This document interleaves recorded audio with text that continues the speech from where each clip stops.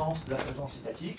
Ça veut dire que l'État était l'élément central essentiel, avec essentiellement la SATBEC, qui était avec la SATBEC, avec même les JCC, avec la création des JCC. C'était le personnage principal et il y avait en face les associations, donc la Fédération tunisienne des cinéastes amateurs, la Fédération tunisienne des ciné-clubs, qui faisaient un peu la balance, parce que c'était des associations qui étaient plus positionnées à gauche. Donc c'est elles qui créaient l'équilibre avec l'État. Donc ça c'était, mais l'État restait quand même l'élément principal.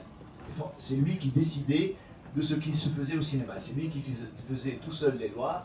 Donc on passe à la seconde étape qui arrive dans les années 80, à fin des années 80-90, et c'est là, la loi change en 81, et la loi permet l'entrée de producteurs privés dans le cadre du cinéma tunisien. Et là, c'est la figure centrale de l'État, elle devient un peu mise en question par des personnalités très fortes, comme Ahmed Ataya par exemple, qui a créé la société Ciné-Téléfilm.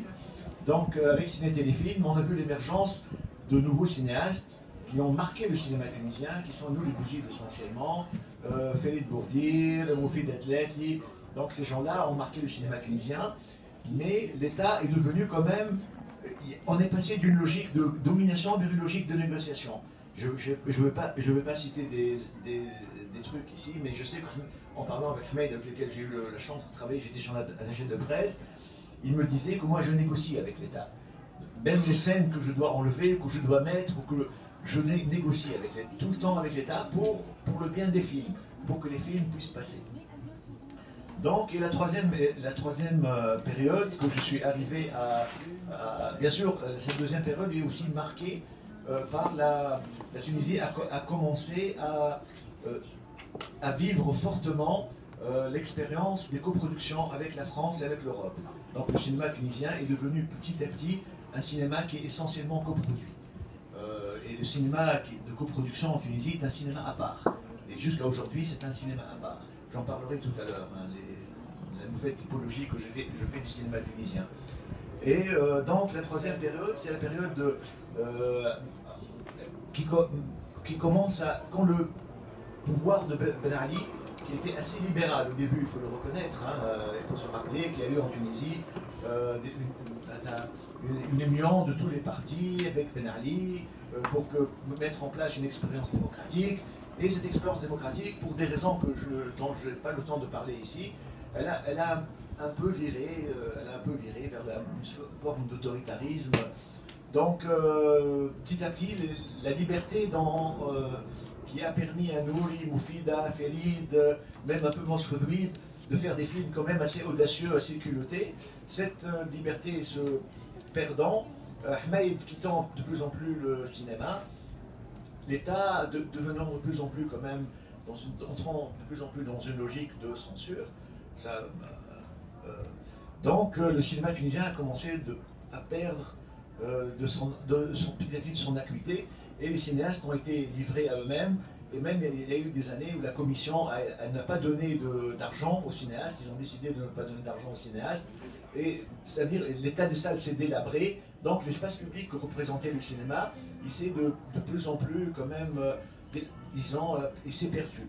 Donc bien sûr après, la quatrième étape, c'est l'étape de la révolution qui correspond un peu à la numérisation, à la montée de l'économie du cinéma indépendant et du cinéma fait à petit budget. Tout ça, ça commence avec la fin de Ben Ali et avec la révolution, bien sûr, c'est devenu des choses courantes. Très rapidement, voici les quatre périodes que, bien sûr, la dernière période, après la révolution, elle est marquée essentiellement par la naissance du CNCI, bien évidemment. Donc, voilà. Donc, voilà les quatre époques. Maintenant, il reste à penser en face, qu'est-ce qu'on a fait au niveau thématique. Moi, j'ai posé la question au personnage. Je dis comment est le personnage. Et après, j'ai cherché, en partant des théories de narratologie, bien évidemment, je ne vais pas citer les noms ici, c'est dans le livre. Hein, donc, la première, j'ai pensé le cinéma en termes de vouloir, de devoir et de pouvoir. Donc, la première époque, c'est un cinéma de devoir. c'est quoi le devoir? Ça veut dire, quel que soit le personnage, qu'il soit un personnage opposant, par exemple dans le cinéma de Abdi Narmal, ou Idal Bey, ou Nasser Ktari, ou qu'il soit un personnage qui représente l'idéologie du pouvoir, comme dans le cinéma de Arman Khlifi, ils sont toujours motivés par le devoir. Ils ont un devoir vis-à-vis de la nation. Et même l'opposant, il travaille pour la nation. L'opposant, et donc le personnage centralisé, par exemple dans le cinéma de Arman Khlifi, qui est un cinéma très einsteinien idéologiquement, parce que dans les films d'Eisenstein, les personnages révolutionnaires dans Octobre, ils sont trois personnages. Il y a le militaire, il y a l'agriculteur, le paysan, et il y a l'intellectuel. Ce qui est tout à fait faux. Maintenant, on sait historiquement que cette représentation de la révolution bolchevique est tout à fait fausse. Elle est tout à fait montée idéologiquement parce qu'il n'y a jamais eu à Saint-Pétersbourg aucun paysan. Voilà, donc, et Arman Khlifi, qu'est-ce qu'il fait? Quand il fait son film, il prend trois personnages qui représentent la Omma tunisienne dans l'imaginaire bourguibien. Il y a un paysan, il y a un intellectuel, et il y a, voilà, et un instituteur. Donc, il crée trois en un. Trois en un. Et en face, vous avez, par exemple, Artif Narmal dans Sajnel, qui dit non, c'est pas vrai, ça ne s'est pas passé comme ça. Il y a, c'est pas les historiens qui ont fait tout seuls les mouvements de la libération en Tunisie, il y a aussi les syndicalistes de l'UGTT, donc il met un groupe face à un autre groupe.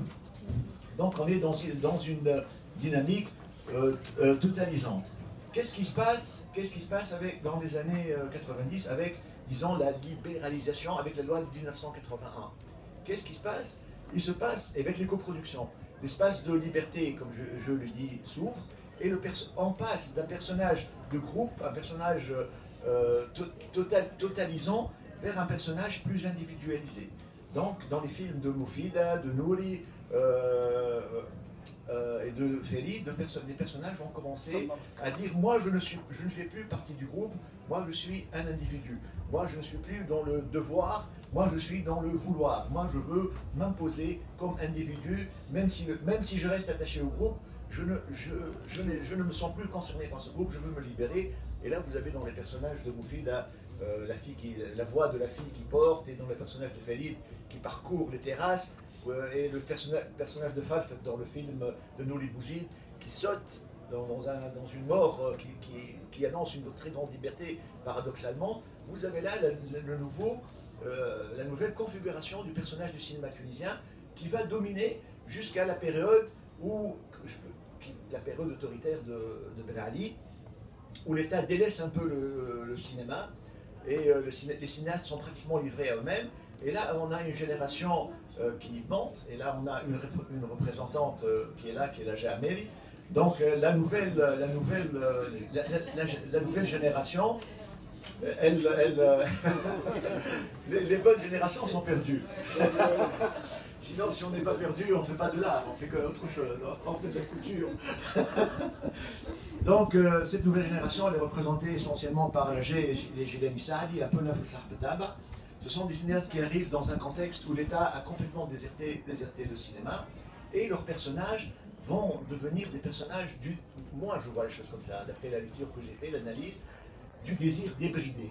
Ce sont des personnages à la limite, entre guillemets, de l'immoralité. Ils sont complètement détachés de toute référence au groupe, de toute référence au devoir, de toute référence à la nation. Ce qui j'ai appelé ça, moi, la période nihiliste du cinéma tunisien. On trouve ça beaucoup aussi dans le cinéma de Jilani Saadi, dans La tendresse du loup, par exemple. La violence devient l'important, c'est le corps. L'important, c'est comment le corps va s'exprimer, comment le corps va entrer en révolte, comment le corps veut se détruire et se détruire. Donc on voit ça dans la mère qui, dans le film de Lager, d'ailleurs, la mère qui casse tous les tabous, parce que son corps veut sentir l'air frais de la vie. Et dans le film, par exemple, de Gileni, le personnage, on lui dit, c'est quoi ton but dans la vie? Il dit, je veux aller voir Césaria Evora pour danser avec Césaria Evora. Il dit, mais tu es chômeur, tu es dans la mouise, ta vie est foutue. Il dit, moi je m'en fous, je veux rien du tout, je veux aller. Et le personnage de Nauf que joue El Sabri dans le film Koutbé, son mari lui dit moi j'ai des...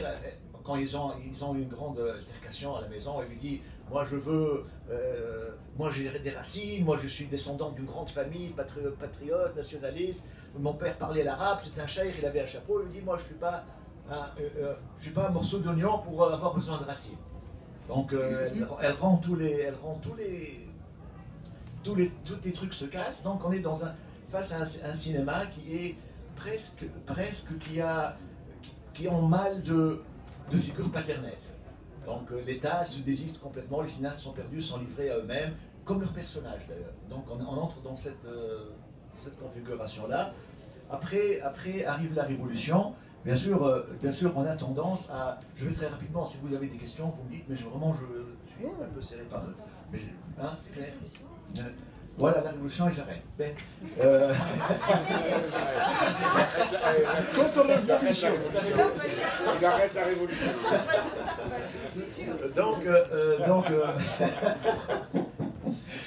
Donc, arrive la Révolution, et bien sûr, la question qu'on se pose tous, c'est est-ce que la Révolution a amené avec elle un renouveau esthétique et thématique? Moi, ma réponse est un oui, mais un oui léger et un non pas très gros, absolument.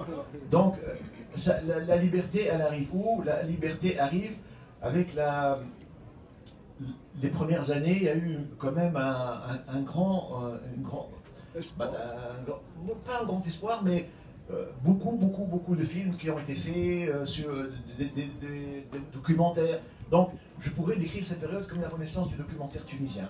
Bien sûr, évidemment, parce que le documentaire avant, c'était un genre contrôlé, c'était très contrôlé, c'était presque du documentaire patrimonial. On faisait des documentaires en Tunisie avant sur le patrimoine de ci, sur la mosquée de ça, mais c'est vraiment le mouvement.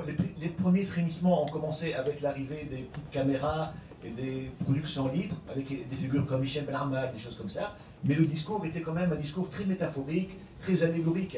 On n'attaquait jamais des problématiques réelles de front, mais avec la Révolution, ça a permis quand même à des gens d'aller à dire des choses et à rencontrer une partie de la population tunisienne qui était totalement invisibilisée. Et ça, c'est ce que la Révolution a donné au niveau du cinéma tunisien. Au niveau de la fiction, je peux débattre, mais moi j'ai l'impression qu'il n'y a pas eu de nouveau. On est toujours dans les mêmes, une revivification de ce qui a été fait sur les 3 périodes précédentes. Donc on trouve aujourd'hui des échos des 3 périodes différentes dans ce qu'on voit dans le cinéma tunisien aujourd'hui. Il n'y a pas, de toute façon, théoriquement, anthropologiquement, quand on parle de culture et de révolution, on estime que la révolution culturelle, elle met beaucoup plus de temps à se mettre en place qu'une révolution politique, que ça met du temps. La révolution culturelle, elle précède la révolution politique et sociale, ou elle vient après. Elle n'est jamais concomitante à la révolution politique. Il faut attendre, il faut donner du temps au temps, comme on dit. Voilà, j'ai été très rapide, j'espère que ça a été intéressant, et plus ou moins, c'est...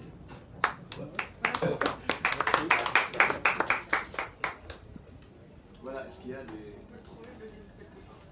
Le livre, il va être apparemment, d'après ce que Sichek m'a promis,